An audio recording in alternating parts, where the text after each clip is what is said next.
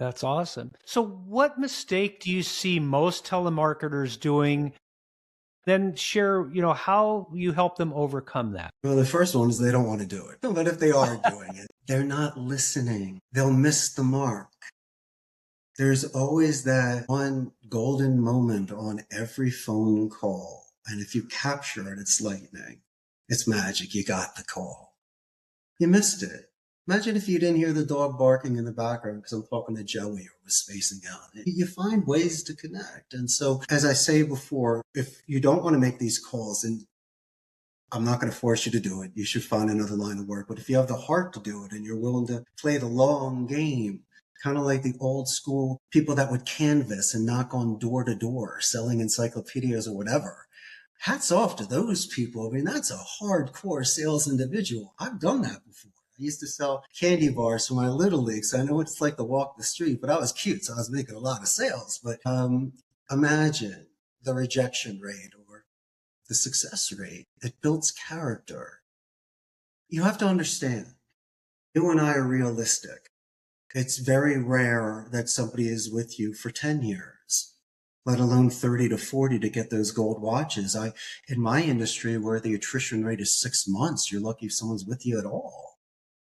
And so the greatest gift that you and I could do is to give them something to take with them. They can always make money if I get them to become better speakers. And so what do? We look at the thesaurus. So I can change a word. I'll give you a good one for an example. I can adjust a tone. I'll take out the word help and I'll use assist, guide, or lend a hand, depending on the stage of the relationship. I hate the word help. Assisting, guide. Come on, Mark, let's lend a hand to this guy.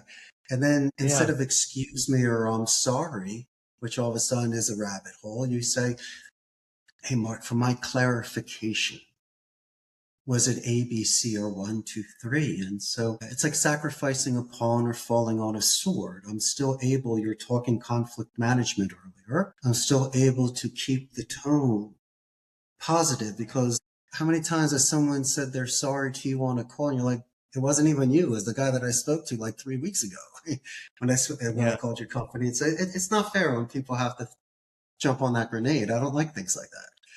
And so the greatest thing somebody can do is to be heard, or if you repeat back what somebody says so you understand it. And if you really want the $1 million information, why don't you repeat information with the military alphabet?